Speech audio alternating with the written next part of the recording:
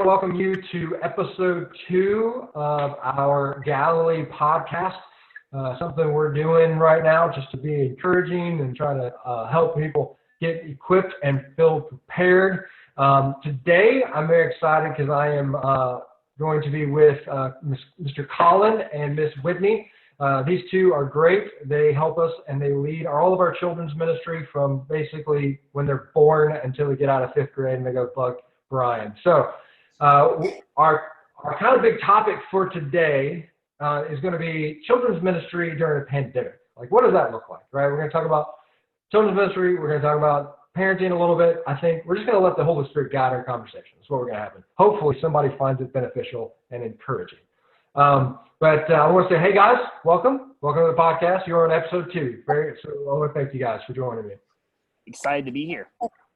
Thanks for having us. Yes, thank you. So real quick, let's do a couple of fun little introductory things. What has life been like for you right now? Like, what is quarantine life like for each of you? And what was Easter like for you for yesterday? So, go ahead. We'll hop in. Yeah, I can start. So I am actually in Florida. I left Georgia just a couple days after our quarantine started and thought, might as well go be a family in Florida, better than being a party of one in Georgia. So I have been in Florida with my parents for about 3 weeks, and it's been great to get some time with them. And for us, quarantine has actually looked like going through a ton of old boxes. So my parents made a move from house to house back in December. So they had some old boxes in the garage and thought, got all the time in the world right now. So we'll go through some old boxes. And so we found a ton of old board games and some stuff from when I was a kid. And so we've enjoyed going down memory lane, if you will.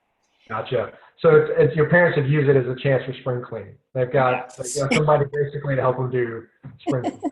Exactly right. So and outside of work and stuff, we've been doing that. And for us, Easter was here at home. So my dad's a pastor, and we had live streamed his service, and I watched Galilee, and so we enjoyed just doing Easter here at home together yesterday. Yeah. Cool, man. Whitney, how about you guys? What's it like for you guys?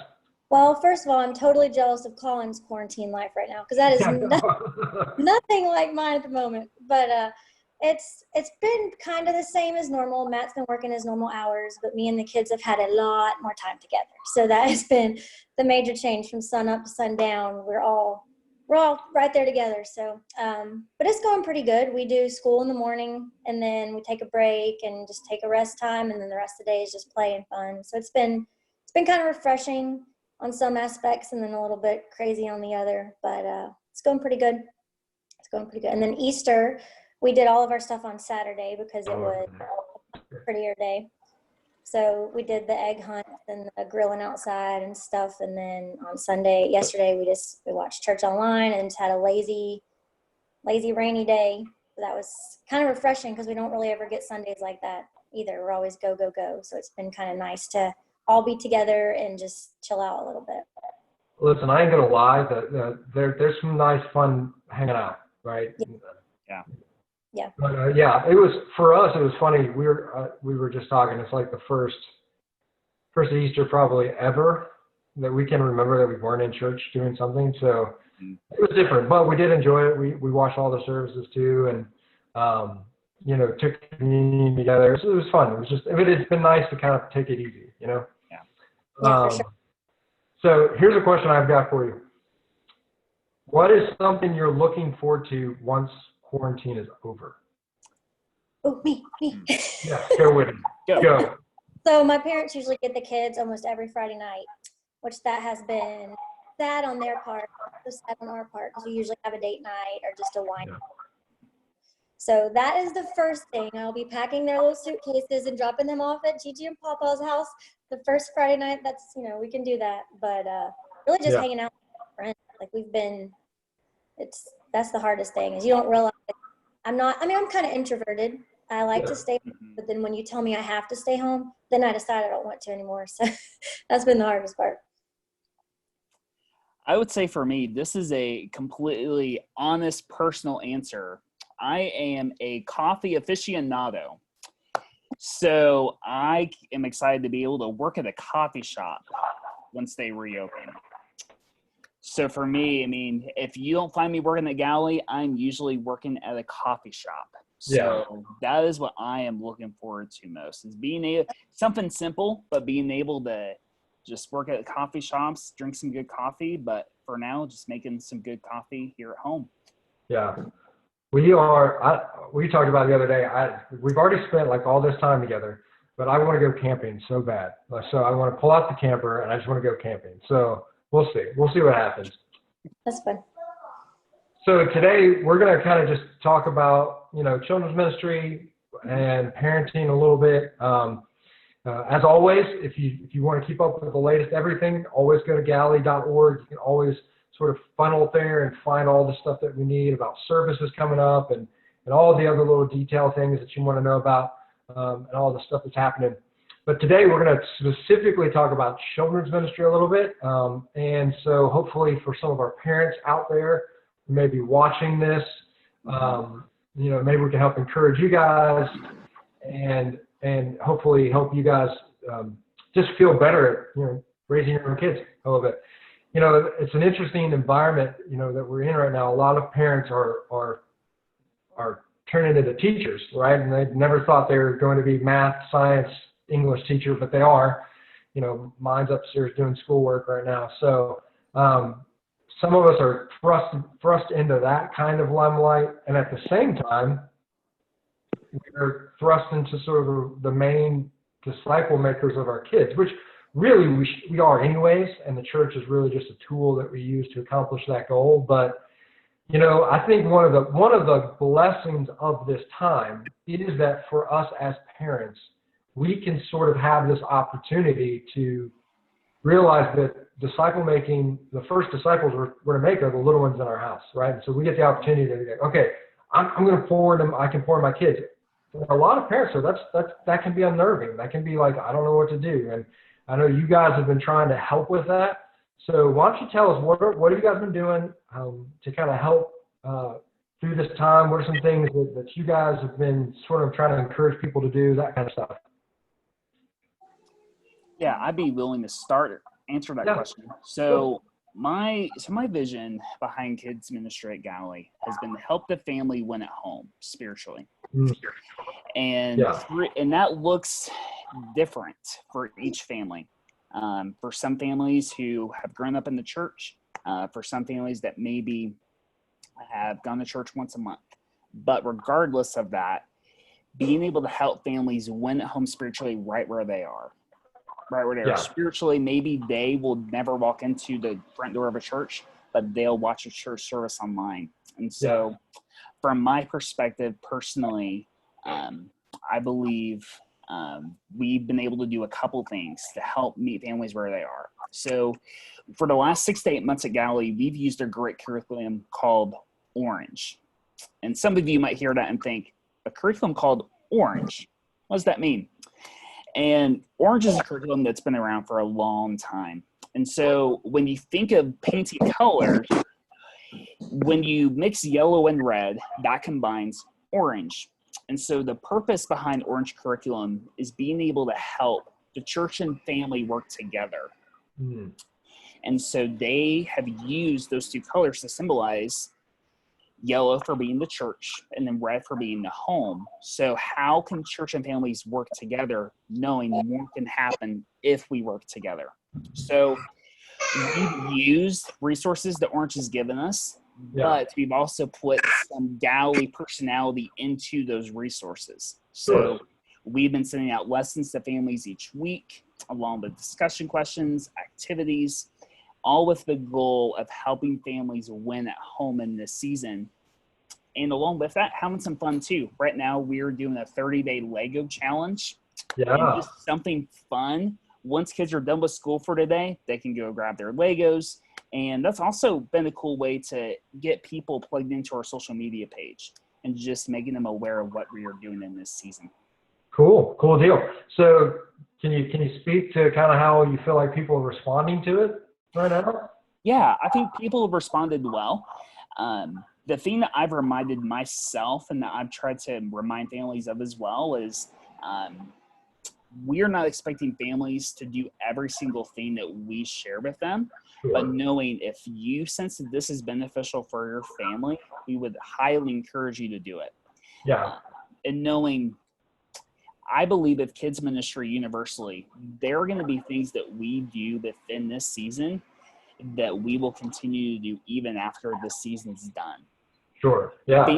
Things that make sense now that maybe didn't make sense before, but things that we're doing right now, I believe will continue into our routine after we are meeting normally again. Yeah. One of the things about the Orange curriculum that we have enjoyed is the devotionals that you get sent home. Yeah. We've been doing those as a family in the evenings. And so, I love, one of the things I love about that Orange curriculum is it really does say how can, bringing the parents along with them, right? And helping them engage.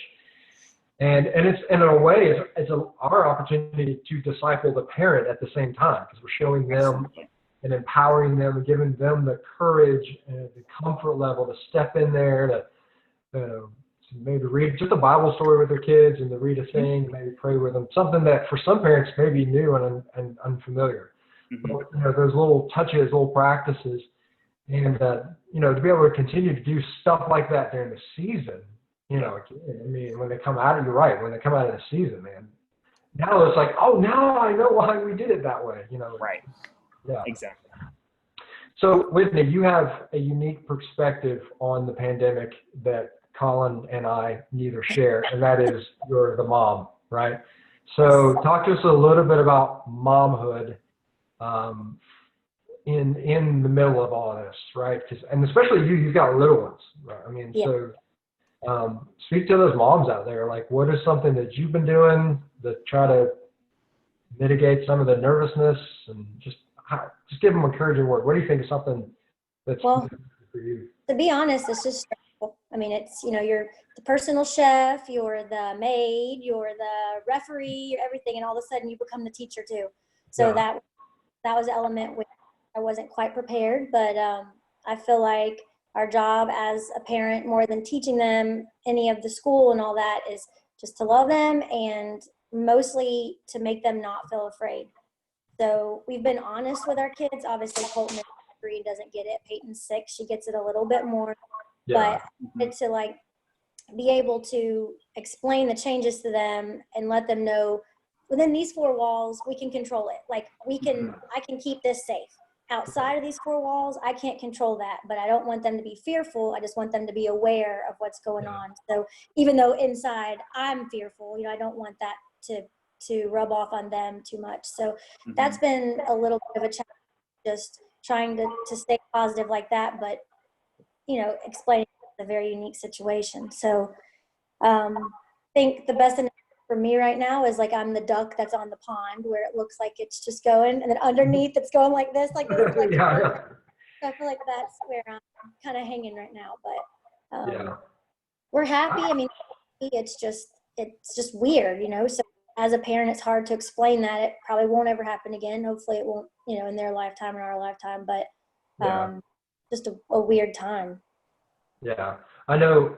April and I've tried to be more mindful of it, because I'm bad about watching a news conference. What are they saying? And us talking about the latest numbers, and trying to be mindful of she does. We can have this conversation and talk about the reality of outside of these 4 walls, but at the same time, she needs to know that inside these 4 walls, it's safe. You're fine. Yeah, right. Yeah, I get that, man. Trying to mitigate that fearfulness of what's outside, keeping it safe, and I don't know about, Matt goes to work and everything. Pretty much, I'm all 3 of us are in this house all the time, pretty much. Period. We don't go anywhere except I've gone out to go get groceries, and that's about it. So it's a little weird. We come home and I get sprayed down with Lysol, and but it's just finding those new routines and and helping them understand that we got to wash our hands a little bit more, and we got to be more careful, and we can't go, like we went and saw my parents the other day, and like we had to stand out at the car while they were all the way inside their house waving. But, you know, it's just a weird time, and it can be very, to me, it's always that nerve-wracking of, you know, how much do I let them know? How much do I worry them or not worry them? And the other thing, too, is they're bombarded with schoolwork, too, now. I mean, that's a crazy thing, too, is that we got schoolwork on top of all of this. So that can be another whole added pressure. So, yeah, trying to find those fun things. What are some things you guys are doing to kind of break the monotony of stuff? You guys have a secret plan? Not really. My parents are really good about, since I can't see them, they're sending a lot of stuff. So there's pretty much a package every other day, arts and crafts and fun things. They have a bouncy house. So I say, hey, do you guys want to go to Rush? And they're like, we're going to Rush. And I'm like, yeah, we're going to blow it up. It was like, we're going to a Rush or a Pump It Up kind of place, you know, so I try to make it like it's something cool for them and just silly things like that. But I started out where I was trying to have like a theme every day, and that just got exhausting. So it turned into just trying to pick and choose and saving some of our craft projects for a different day, and spacing it out a little bit so they don't do everything in one day and then we're back to being bored the next day. So it's trying to make it not feel so redundant where everything feels exactly the same, you know, a little bit of surprise element every day. So about all I've got. We're trying our hardest. I'm just trying to survive at this point. Yeah, no, I get it, man. I understand. And then you got 2 little ones, and so I commend you. You know, mine is 9, so she's at a place where she can, you know, handle a little bit more. The big thing for us is we had to sort of settle into a schedule, you know, a routine of what this is like. You know, we're so used to one way of doing things. They get out, they go, and my daughter was so eager to get stuff done. You know, she was getting up like at 8, getting schoolwork done. She wanted to get it done and over with, which I totally am proud of her about. But we had to basically say, hey, take a breather. Have breakfast. It's okay to watch TV for a few minutes. I mean, just like get yourself sort of awake before you tackle those things, you know. So getting into a new sort of rhythm and schedule has been helpful for us. I don't know about anybody else. Collin, man, what can you say to parents? What do you want to encourage parents to think about or anything like that? Yeah, I think one thing that comes to mind is finding one routine that your family can implement in this season. Maybe that is doing a family devotion together at night. Yeah. Maybe that is intentionally making sure that your family eats dinner 3 nights a week together instead of sitting and watching TV, which my family is completely guilty of. Yeah. But what is one even fun thing, even if you call Friday night game night? This is something that is for your family. It's on the calendar. Nothing gets in the way of it. Because what I believe in this to be true in my own life is in a season like this, we're not going to remember probably 2020 is the year of COVID-19, because there will probably be things we remember within 2020. But I think what we will remember is the fact that we spent time in quarantine with our families for 3 months, potentially. The memories we were able to make with our families. And so challenging families to think of one routine you could implement into your schedule that could easily continue after the season's done. Yeah, I love that idea too of encouraging people to see how can you create memories in the middle of a pandemic, right? Because again, people are so freaked out about what's going on outside, and like we've been trying to say is remember inside the 4 walls, it's home, right? So trying to find those, you see this as opportunity to create memories and routines that can be beneficial moving forward. I think it's a great encouragement. You know, we've been doing game night. The girls, you know, love to play some kind of board game, and that's been huge and fun, and we've enjoyed it. So, yeah, you know, finding those little things, and we're eating dinner at home probably more than we've ever eaten in our entire life. So, you know, but that same thing, having dinner every night because we don't have a choice. We're not going anywhere. So, yeah. So let's talk real quickly, and we'll kind of wrap things up. Let's say there's somebody who maybe doesn't know how to get the Devos, or they want to know how to kind of get on board with some of the stuff that you guys are doing. Where can they go? How can they get plugged in? That kind of stuff. Sure. I'd say for us, the best place would be our Galilee Kids newsletter. Okay. And to anyone listening, if you are not submitted to our Galilee Kids newsletter, all you would need to do is email Collin, Collin, at Galilee.org, and I can add you to the list. This newsletter has everything going on within our ministry right now. I would say the second best way would be our Galilee Kids Facebook page. Okay. And then the final thing would be our Galilee Kids website. Okay. Cool deal. So go to Galilee.org, and then you can go to the children's ministry area and get a lowdown of stuff. And that's for both of you. We can find stuff for both children, nursery age, even like. There is a Nest Facebook page, and I have been everything Collin has points, so that's the same info I'm passing along. Great. So go to Galilee.org. You can go to the Facebook page for Children's Ministry, Galilee Children's Ministry, and the Nest, which is our nursery program. You can get onto that sort of stuff, see all the information you need, download stuff. All the stuff is free, correct? I mean, you just download it and take it. Correct. Yep. Videos, you got videos on there. I saw you send some videos, the depot things, get other stuff going on. And then how can they sign up for your newsletter? Tell me that again. Yeah, just send an email to Collin@Galilee.org, and I will add your email to our contact list. Cool. Well, guys, I appreciate you taking your time. I'm going to let you guys go. You all have stuff happening, so Collin's got to finish cleaning his parents' basement out or whatever. So his mom's like, hey, I got more boxes. I probably, whenever I do come back to Georgia, I will be coming home with a car full of stuff. They've already pre-warned me on that. So. All right. All right. Thanks for having us, Joey. Yeah, thank you.